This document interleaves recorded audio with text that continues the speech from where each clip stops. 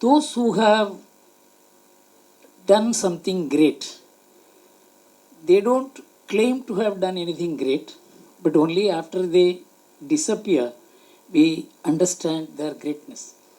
It is only very rarely we come across such people, because in the course of their life, many people advertise themselves and about whom many things are being written. I'm more here like a Sishya, not as a finance minister or anything, because the passing away of Sri Raman, I will confess I've lost a mentor. Whether he taught me as a Sishya to mentor, I always have considered यद्यथा चरति श्रेष्ठः तत्तत्तेव इतरो जनः सयत् प्रमाणं कुरुते लोकास्तत्तनुवर्तते. We are not celebrating Mr. Raghavan. We are not recalling his great qualities. He is not there. But why are we recalling him, remembering him, speaking about him? Because unless we project the right kind of people to the society, every political party in Tamil Nadu, maybe one or two exceptions, because I make a room for that. I don't want tomorrow early morning somebody to, oh no, finance minister was wrong. I'm not here as finance minister, but never mind. But she was wrong. My party has never taken advice from Mr. Raghavan. No disrespect for the ones who have gone away. He was an equally great orator in Tamil Nadu. I used to ask him, how is it that you have been living so far away from Tamil Nadu, but still you speak as well as a great politician from the DMK could speak in Tamil? He used to say that I read in a Tamil medium school, stood by me even today. That is why I have been able to speak in Tamil. He was a great orator to the understanding of even the base masses. He ran an NGO which was interacting with very ordinary people in those days. Are all remarkable reflection of that scholarship that he had. But he was like, as they say in Tamil, kodathula itta velakku. Not very many saw that light. But those of us who saw the light really thought we can have more of it if we had the time, or if we could bother him as many times as we could. I'm more here like a Sishya, not as a finance minister or anything, because the passing away of Sri Raman, I will confess I've lost a mentor. Whether he taught me as a Sishya to mentor, I always have considered his advice, his counseling, his periodic messaging to me, and the few visits that I've made have all been very important for me. So I'm here to pay my respects to a teacher who just appeared and kept supporting me till as long as he could.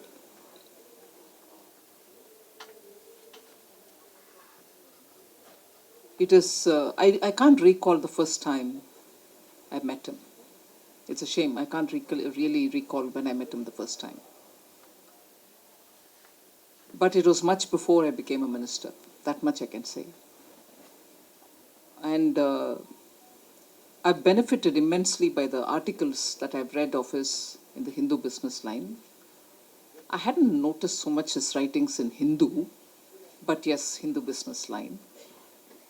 And I agree that he had written on so many different topics, which just makes you think that, if this is the kind of versatility with which he could write on an expanse of topics, he should have been a big, immense, important member of any team in the bureaucracy.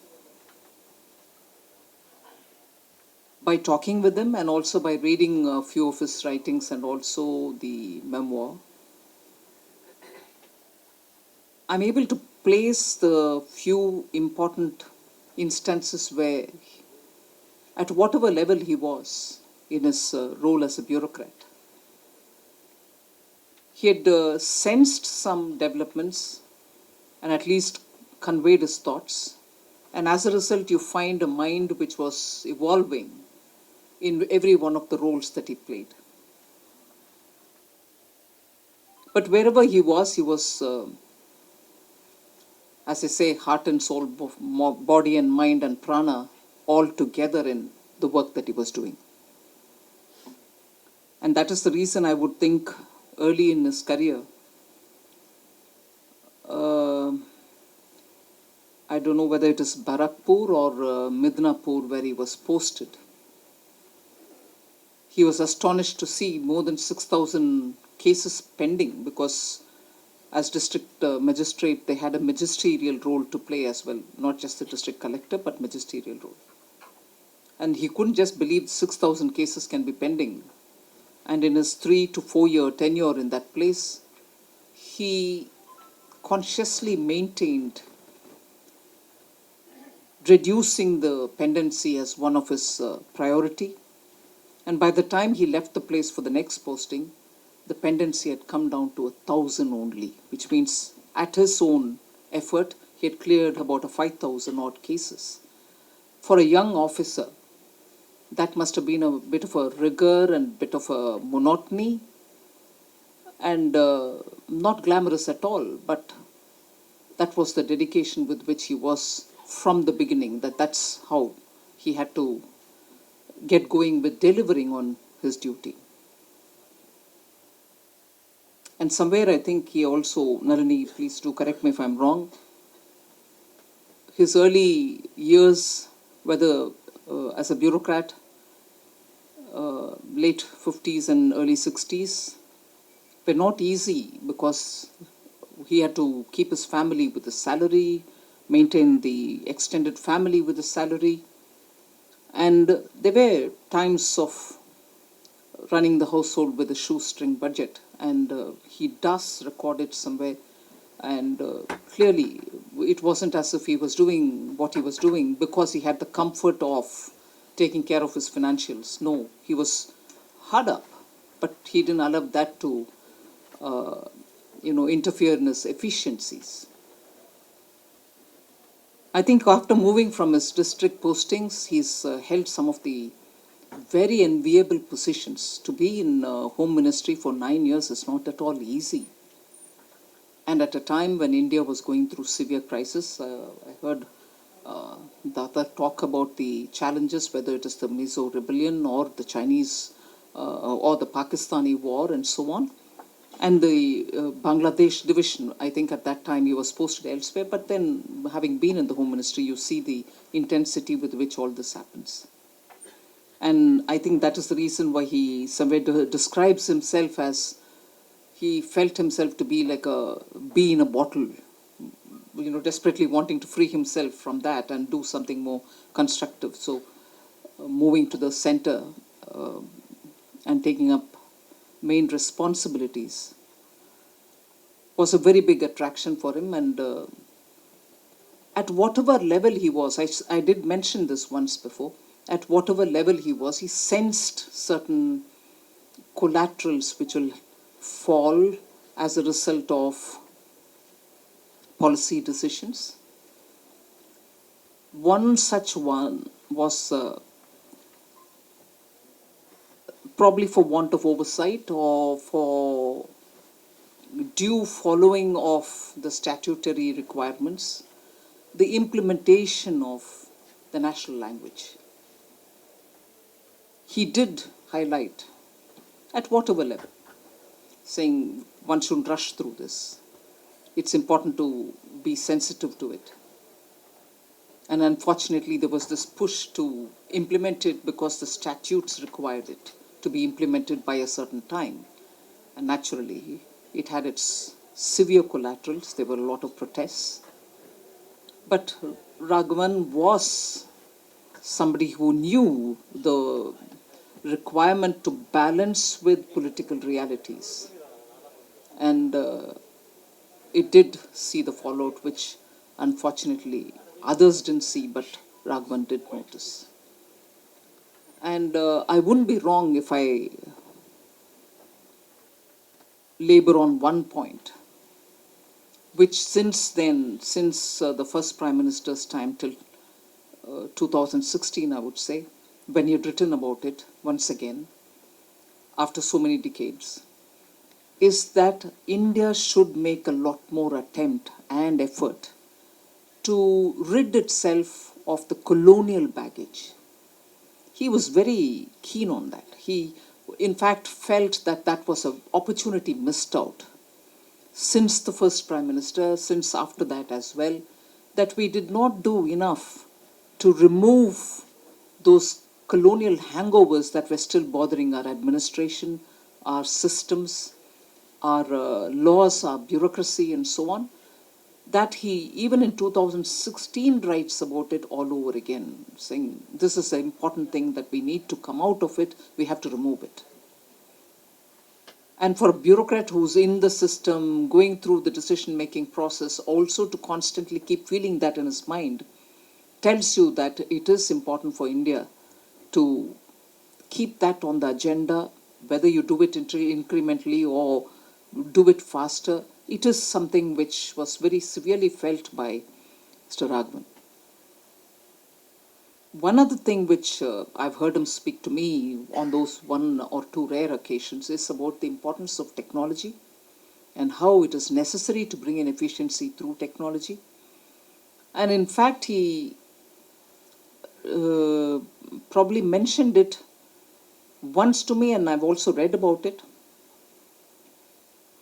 that the way in which technology is moving and the way in which it is being acceptable to people, how people are also adapting to it, it'll soon pose a question on issues like copyright, patents. All those also will get, disrupted.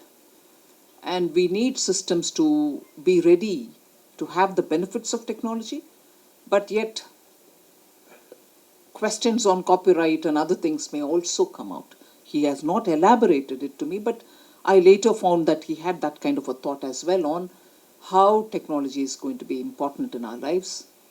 And he was quite savvy in the way in which he sent me messages using either the mail or WhatsApps or anything. And at a personal level, in whichever, subsequent to my taking over, getting into the government, well, before that, as a spokesperson, he has given me immensely lot of actionable advice. So did he when I was first brought into the ministry. And I can't really specifically but narrate one incident, so much in commerce, and then when I moved over to defense, he did give me one clue of an advice, saying it's a ministry which has a lot of challenges, not just because the border and everything else, but the maintaining the harmony between the uniformed and the civil officers is something which you may think that I'm exaggerating, but no, that's a live problem. You'll have to be tuned to it, you'll have to maintain it.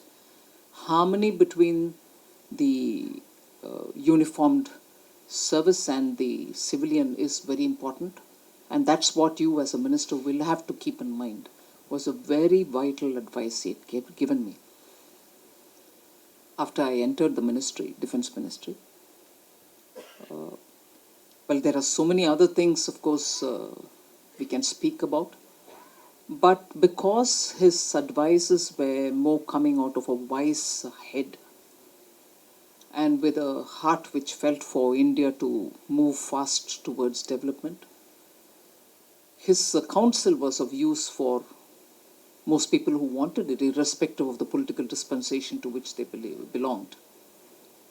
Initially, I was quite surprised that his advice was sought by most political parties in Tamil Nadu. I know Tamil Manila Congress, Mupanarji, the senior, had given him a lot of respect for his advice, and so was probably G.K. Vasan benefiting from it. So are the other political parties. I'm not naming each one of them, but every political party in Tamil Nadu. Maybe one or two exceptions, because I make a room for that. I don't want tomorrow early morning somebody to, oh no, finance minister was wrong. I'm not here as finance minister, but never mind. But she was wrong. My party has never taken advice from Mr. Raghavan. No disrespect for the ones who have gone away, but most political parties did think he had something to contribute to their party's ideology and thinking and how to serve the country. See, that is how versatile he was. There was no element of prejudice, no element of subjectivity, no element of putting his interests forward, or no element of playing one against the other. He was fair-minded as a good, matured, seasoned thinker, so he was acceptable for everybody for the kind of counsel he could give. It is a big loss for all of us. I suddenly remembered much before I came here that Mark Twain probably said somewhere that it is in human nature to exaggerate the virtues of the dead. But here I can say, no exaggeration is enough of an exaggeration when you talk about Mr. Raghavan. He was a treasury of India's 60 years of attempt to stand up on its own as a democracy. The wonderful service which stands by as the bureaucracy, the steel frame, he represented the best of it. He had strong feelings on how this nation's bureaucracy can serve the country. He stood out as an exemplar. And that bee in a bottle which wanted freedom actually saw the freedom and was able to contribute even with that freedom is when he started writing in the papers. The columns that he's written, the edits that he wrote, the views that he expressed, and also the number of institutions where he had been associated with or as part of the advisory, or he himself founded, inclusive the China Study Center in Chennai, are all remarkable reflection of that scholarship that he had. But he was like, as they say in Tamil, kodathula itta velakku. Not very many saw that light. But those of us who saw the light really thought we can have more of it if we had the time, or if we could bother him as many times as we could. So there's so much one can speak about him. He was a versatile person, generous to give, and on his own volunteered to support and advise and handhold. I'm an immense beneficiary of that. So with respects, and grateful to every one of you who spoke about him. So thank you very much for having me here. My relationship with him is almost a quarter century old. But whenever we get up such meetings, whenever we recall people, it's always a thought that runs through my mind. Why do we recall great men? Because today there are so many people whose events are got up, who are recalled, and of course all kinds of encomiums are being paid. But those who have done something great, they don't claim to have done anything great, but only after they disappear, we understand their greatness. It is only very rarely we come across such people, because in the course of their life, many people advertise themselves and about whom many things are being written. So my mind always recalls a sloka in Bhagavad Gita. Yadyata charati sreshtaha tattattevi itaro janaha sayat pramanam kurute lokastat anuvartate. We are not celebrating Mr. Raghavan. We are not recalling his great qualities. He is not there. But why are we recalling him, remembering him, speaking about him? Because unless we project the right kind of people to the society, unless we recall the greatness of great people, there will be no example for the society to follow. Yadyat acharati sreshtaha, whom the society thinks, we have all kinds of people who are being projected as great people today. And a wrong man being projected completely misleads the society. That also we have seen, we have experienced. So it is very necessary we recall great men like Raghavan, about whom many people will talk. But the most important thing is, in times of crisis, in times where there is darkness around, during the emergency, for instance, where we personally felt that where to look at we didn't know. At that time, very, very small gatherings, small people, 4-5 people meeting, many people used to show lead to us. It was that kind of guidance I had had from Mr. Raghavan when I was myself in some personal crisis many times. Two things are worth noting. When he made me when he and others made me the president of YMIA, I was almost 68 then. I said, what have I to do with to become the president of YMIA, Young Man's Indian Association? He said, Raghavan said, I am 88 and somebody is 89. And this institution has a property of almost 400-500 crores. Today we do not have the right kind of people to see that this property is not spirited away. You can understand how the society has dwarfed.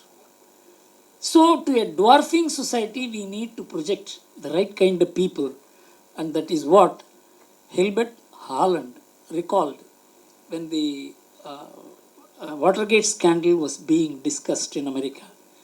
We need tall men, sun-crowned, who live above the fog in public life and private life. This is the message I got from Mr. Raghavan, and he was an equally great orator in Tamil. I used to ask him, how is it that you have been living so far away from Tamil Nadu but still you speak as well as a great politician from the DMK could speak in Tamil? He used to say that I read in a Tamil medium school, stood by me even today. That is why I have been able to speak in Tamil. He was a great orator to the understanding of even the base masses. He ran an NGO which was interacting with very ordinary people in those days. So to recall such a person is not for himself, not for his family, not for his friends. It is for the future generations that we have to set an example, that we call the right kind of people who will become example to the entire society. Thank you.